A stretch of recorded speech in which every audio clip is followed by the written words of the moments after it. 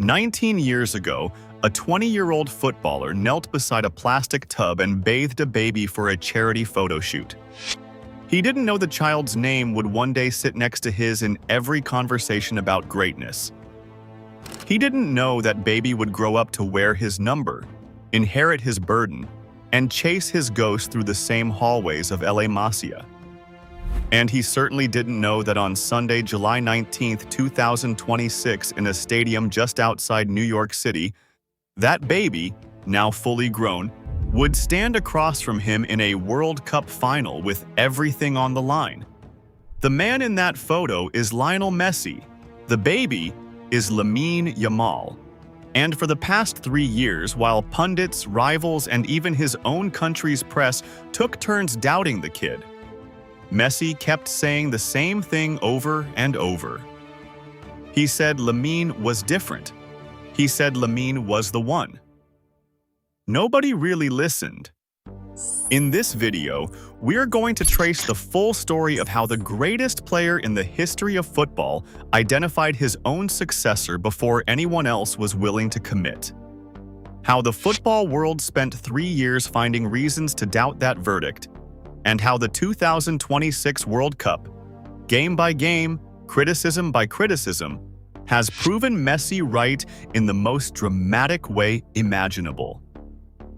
Because as we speak, Spain and Argentina are preparing for a World Cup final that doubles as the most poetic handover in the history of the sport. And that is where the question gets even more interesting. Who is actually going to win? This episode is sponsored by Kalshi, the largest prediction market in the United States. Here's what makes Kalshi different. You are not playing against a house. Kalshi is peer-to-peer trading. You buy a yes or no contract on whether something will happen, and you're trading directly against other users. Think of it like buying or selling a stock. The line isn't set by some algorithm working against you. It moves based on where the money goes. Public opinion sets the price. Right now, Spain winning the FIFA World Cup is trading at this probability, meaning a $100 trade pays out this amount with a correct prediction. And as that probability shifts, you can buy in or out of your position at any time to lock in a profit or cut a loss. Kalshi is CFTC approved, federally regulated, which is why it's available all across the country, including California and Texas. Download the Kalshi app and use code BIOS to get $10 when you trade $10. Kalshi. Kalshi. Trade what's next.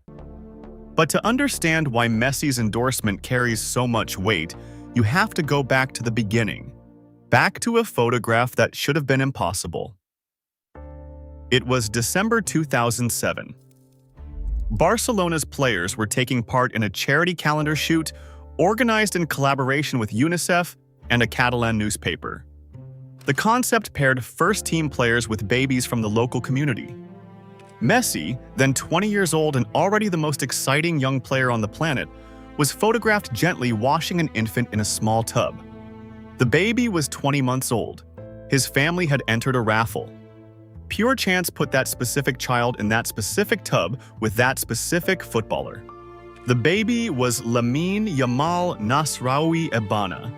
Born in July 2007 in the Barcelona area to a Moroccan father and a mother of Equatorial Guinean descent. The photo was forgotten for a decade and a half, buried in an old calendar, until it resurfaced in 2023 and broke the internet. Because by then, the baby in the tub was no longer anonymous. He was the most talked-about teenager in world football, tearing through La Liga defenses for the same club Messi had carried for 2 decades. Think about the audace of that, of all the babies in Catalonia, of all the players on that roster. The kid who would grow up to inherit Messi's shirt, his club, and his impossible expectations was literally baptized into football by Messi's own hands. Some stories write themselves. This one was written 19 years in advance. Yamal's rise through La Masia was so fast it barely registers as a career arc. It's more like a launch sequence. He joined Barcelona's academy at 7 years old. He made his first team debut at 15, becoming one of the youngest players in the club's history. At 16, he became the youngest goal scorer in La Liga history at the time of his strike. And in the summer of 2024, still 16 years old, He walked into the European Championship in Germany and did something no teenager had ever done. That tournament is where the doubting began in earnest, and it's where the pattern of this entire story was established. Before Spain's semi-final against France at Euro 2024, French midfielder Adrien Rabiot was asked about the 16-year-old phenomenon. His answer was dismissive. He suggested the stage might be too big for the kid, that the pressure of a major semi-final could overwhelm him, and that to reach a final, Yamal would need to do far more than he had shown up to that point. It was the polite, professional version of calling a teenager overrated. Yamal saw the comments. The night before the game, he posted a message on social media about moving in silence and only speaking when it was time to say checkmate. Then he went out against France and scored one of the greatest goals in the history of the European Championship. A left-footed strike from outside the box that curled beyond the goalkeeper and kissed the inside of the post. He was 16 years and 362 days old, the youngest scorer in the tournament's history. And the man closest to him when he received the ball, the man he danced around before unleashing that shot, was Adrien Rabiot. After the final whistle, with Spain through to the final, Yamal looked into a camera and told the world it was time to speak now. When reporters asked who the message was for, he said the person it was meant for would know. Spain won that European Championship. Yamal was named the tournament's best young player. 16 years old, a continental champion, an all-time highlight to his name, and a receipt collected from a senior international who doubted him publicly. That should have been the end of the doubting. It was only the beginning. Because here is the thing about football culture. The higher you rise, the more people need you to fall. And no one in the modern era rose higher, faster, than Lamine Yamal. Through the 2024 to 2025 season, Yamal was arguably the best player in the world. He led Barcelona to a domestic treble, winning the league, the cup, and the Spanish Super Cup, terrorizing defenses every single week. He signed a massive new long-term contract, and then the club handed him something heavier than any trophy. The number 10 shirt, Messi's number, the most sacred piece of fabric in Catalonia. That's when the machine turned on him. The 2025 Ballon d'Or ceremony in Paris was supposed to be his coronation. At 18, he would have been the youngest winner in the award's history. He had the treble, he had the highlight reels, he had the narrative. Instead, the award went to Ousmane Dembélé, the former Barcelona winger, who had led Paris Saint-Germain to a Champions League triumph. And it wasn't close. Dembélé won by nearly 300 points, one of the largest margins between first and second place in years. Yamal took it with more grace than most adults would manage. He posted publicly that the plan for his life was perfect, that you have to climb to reach the top, and he congratulated Dembélé on a great season. Privately, the wound was obvious.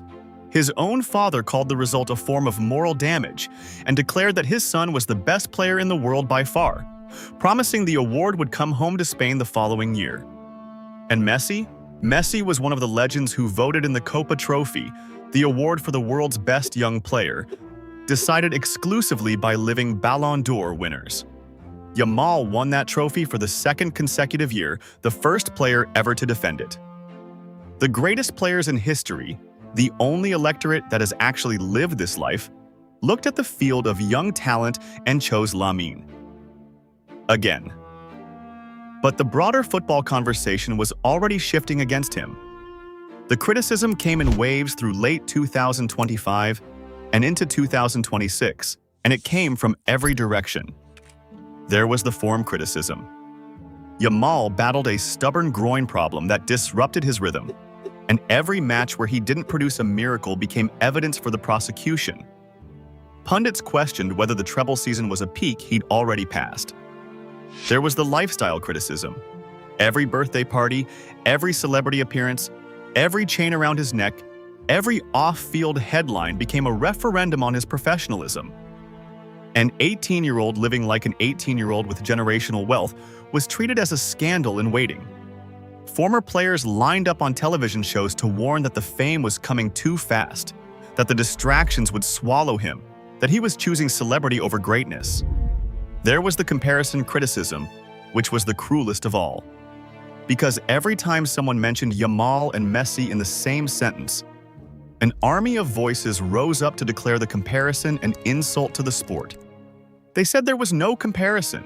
They said it was disrespectful to even suggest it. They said the kid hadn't earned the right to breathe the same air. And through all of it, one voice kept cutting against the noise. Messi had been asked about Yamal for years, and his answers were remarkably consistent. In interviews and appearances, he spoke about the new generation of footballers with genuine warmth. But whenever he was pressed to single one out, he never hesitated.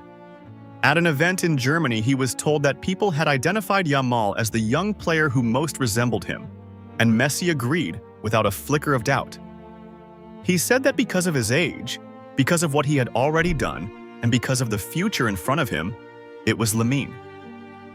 He acknowledged that the rest depended on the kid himself, because that's how football works, but he called him the present of the game, not just the future. Then, in May 2026, just weeks before the World Cup, Messi went further than he ever had. Speaking to the Spanish press, he said there was a new generation of very good footballers with many years ahead of them, but if he had to choose one for what he had done so far and for what was still to come, it was Lamine. And then he added the sentence that gives this entire video its title. He said there was no doubt. For him, Lamine was the best. The best, not the most promising, not the most talented teenager, the best. Read that back and let it sink in. The greatest player of all time, a man famously allergic to hype and empty praise, a man who spent 20 years watching so-called new Messis appear and vanish, looked at an 18-year-old who had just been publicly beaten to the Ballon d'Or, who was being roasted weekly for his lifestyle, whose form was being questioned in every debate show in Europe, and he committed, completely, on the record, weeks before a World Cup where they might meet. Nobody listened, and the tournament that followed seemed, at first, to prove the doubters right. The 2026 World Cup kicked off across the United States, Mexico, and Canada in June, the first edition with 48 teams. Spain arrived as European champions and one of the favorites. Yamal arrived as the face of the tournament's posters and the subject of its biggest question mark, because an injury in the build-up had compromised his preparation and his sharpness. And through the group stage, the storyline the critics wanted materialized almost perfectly. Yamal scored once, in a comfortable 4-goal win over Saudi Arabia, and then the goals stopped. Match after match, Spain rolled forward while their superstar failed to appear on the score sheet. 1 goal and no assists through 6 appearances. At a tournament where the biggest names were producing monstrous numbers, where Messi and Mbappe and Haaland and Kane were filling their boots, the most hyped young player on earth had a stat line you could fit in a whisper. The takes wrote themselves. Analysts openly discussed how Spain had reached the deep rounds despite their young star's quiet tournament, not because of him. They pointed to Mikel Oyarzabal's goals and Marc Cucurella's assists as the real engine.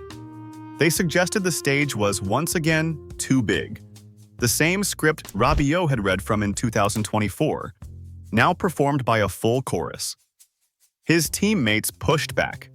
Alex Baena publicly urged critics to look beyond raw goal numbers and insisted Yamal was delivering a huge tournament in every way that actually mattered. But defensive press conferences from teammates rarely change a narrative. Only performances do.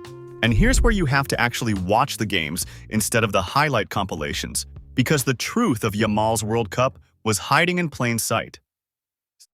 Spain were destroying everyone. Not edging past them, destroying them.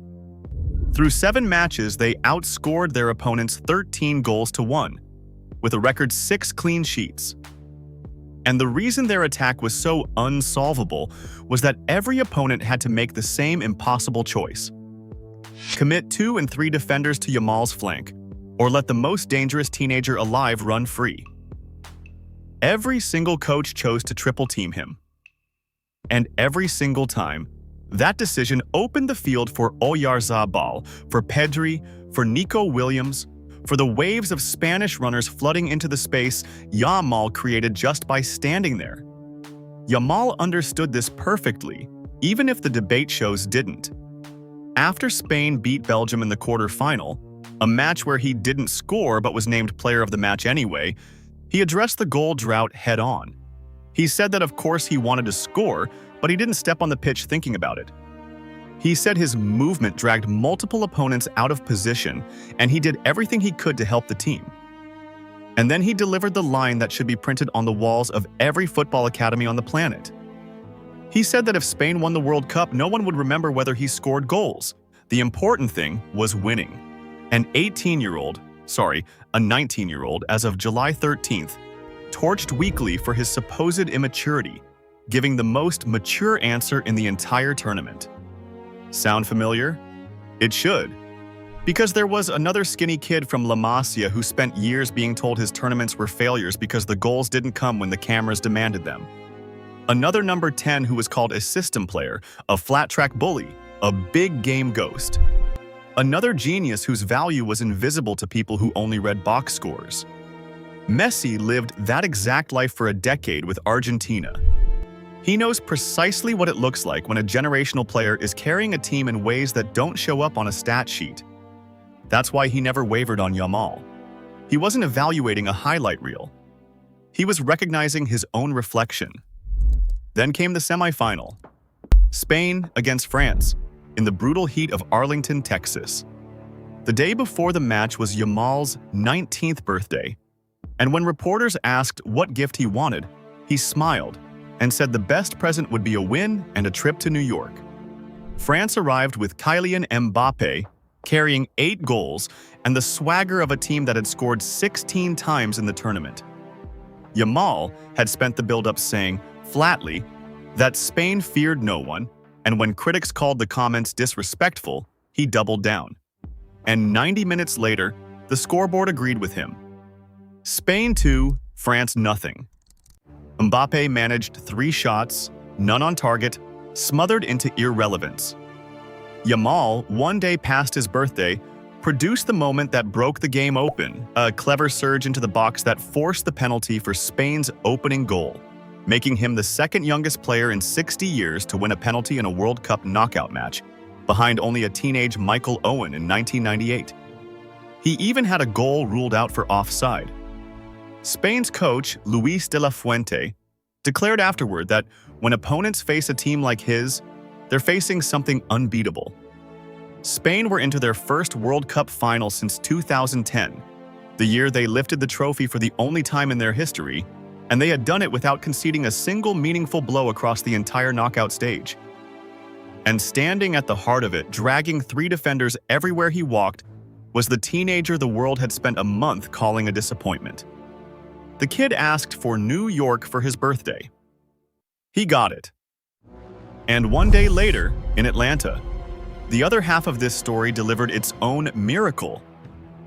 Argentina against England. The defending world champions against a nation chasing its first final in 60 years. For the first time in his entire career, across 2 decades and more than 1,000 matches, Messi was facing England. And for most of the night, it was going wrong. Anthony Gordon put England ahead in the 55th minute, and as the clock bled toward the 90th, the greatest career in football history was 5 minutes from ending in a semi-final. Then the oldest truth in the sport reasserted itself. You cannot bury this man. In the 85th minute, Messi slipped the ball to Enzo Fernandez, who detonated a strike from 20 yards into the net. And in the 2nd minute of stoppage time, with extra time looming, Messi collected a rebound off the post and curled across onto the head of Lautaro Martinez. 2-1. Game over. Both goals assisted by a 39-year-old who now, incredibly, led the tournament's Golden Boot race with 8 goals and more assists than Mbappé. Let that number breathe for a second. 8 goals at 39 in his 6th World Cup. While the football world spent the spring debating whether he should even start for Argentina, Messi produced one of the great individual tournaments in the history of the competition, dragging the champions through 4 consecutive knockout round near-death experiences against Cape Verde, against Egypt, against Switzerland, against England, each one rescued late, each one stamped with his fingerprints. Argentina's coach, Lionel Scaloni, said afterward that his team plays its best football in adversity, that there was blood in the water and they went for it. And now they stand 90 minutes from something no nation has achieved in 64 years. Back-to-back World Cups. Not since Pele's Brazil in 1962 has any country defended the title. Messi, meanwhile, becomes only the second player in history, after the Brazilian Cafu, to appear in 3 World Cup finals. So here we are. Sunday, July 19, 2026. New York, New Jersey Stadium. Spain against Argentina. The champions of Europe against the champions of the world. A team that has not conceded more than a single goal all tournament against a team that refuses to die. And at the center of it all, a photograph from 2007 coming to life. Messi and Yamal have never faced each other on a football pitch. Not once. Not in a league match. Not in a cup tie. Not in a friendly. The first time will be a World Cup final. You could hand a room full of screenwriters unlimited time and an unlimited budget, and they would not have the nerve to write that. The two have circled each other with genuine affection for years. Yamal has said repeatedly that Messi proves in every match that he is the best player in history, and that anyone who still has doubts is simply looking for them. He grew up idolizing Neymar, but he has never pretended Messi is not the standard. He has spoken about admiring Messi's mentality above everything, the refusal to rest until the World Cup was won, the naturalness of a man who could thread a pass through 4 defenders in a final. During this tournament, he admitted that everyone knows who Messi is, but that nobody expected him to still be operating at this level. And when he was asked, before the semifinals, about the possibility of meeting Messi in Argentina with the trophy on the line, his answer was pure competitor. He said that if he reached the final, he intended to win it. Admiration has limits, and the limit is a gold trophy. Messi, for his part, has already told us exactly what he thinks. He said it in May before a ball was kicked. The best, no doubt. And now look at what the tournament has done to every argument against that verdict. They said Yamal couldn't handle the big stage. He won Player of the Match in a World Cup quarterfinal, forced the decisive penalty in a World Cup semi-final, and reached the final of every senior international tournament he has ever played. He is 19 years old and 1 win from being a European champion and a world champion before his 20th birthday. They said the goals proved he was overhyped. Spain scored 13 and conceded 1, largely because entire defensive schemes were bent around stopping him. His coach kept picking him. His teammates kept defending him. The results kept validating him. They said his lifestyle would derail him. He answered every question at this World Cup with the calm of a veteran, deflected every controversy, absorbed a year of mockery over an award he lost, and turned it all into fuel. He even said losing the Ballon d'Or was probably right for his personal growth, that he was too young to properly appreciate what winning it means. Read that again and tell me that's a kid who's been swallowed by fame. They said comparing him to Messi was an insult. Messi himself made the comparison, repeatedly, voluntarily. The one man on earth with the standing to shut the conversation down is the man who keeps it alive. This is the part nobody wants to admit. The doubting of Lamine Yamal was never really about evidence. The evidence has been overwhelming since he was 16. The doubting was about discomfort, because if Yamal is real, if the air is actually here, then an era is actually ending. And football has spent 20 years unable to imagine the sport without Messi at the center of it. Denying Yamal was a way of denying time itself. Messi has no such fear. He's the only one who never needed Yamal to fail, because he's the only one with nothing left to prove. So he could see the kid clearly when everyone else was squinting through their own anxiety. That's why he was right, and that's why nobody listened. On Sunday, one of 2 endings gets written. In the first, the 39-year-old completes the most improbable final act in the history of sport. Back-to-back World Cups, a 4th star on the Argentina crest, and a career that ends with the trophy in his hands one last time, torch firmly unpassed. In the second, The 19-year-old takes it from him. Spain claim their second World Cup. Yamal all but locks up the Ballon d'Or his father promised. And the photograph from 2007 completes its prophecy. The baby, grown up to take the crown from the man who once held him. Either way, understand what you're watching. This is not just a final. It's a verdict. 19 years in the making, on the one prediction Messi never stopped making. He told us who Lamine Yamal was before Lamine Yamal could walk. He told us again when the kid was 16, and again at 18, and again this spring, while the rest of the world manufactured reasons to look away. Messi was right about Yamal. He was right all along. And on Sunday night, in front of the largest audience in the history of the sport, the whole world will finally be forced to listen. If you enjoyed this breakdown, like and subscribe for more deep dive football documentaries, and drop a comment with your prediction for the final. Argentina or Spain, the master or the apprentice. Until next time.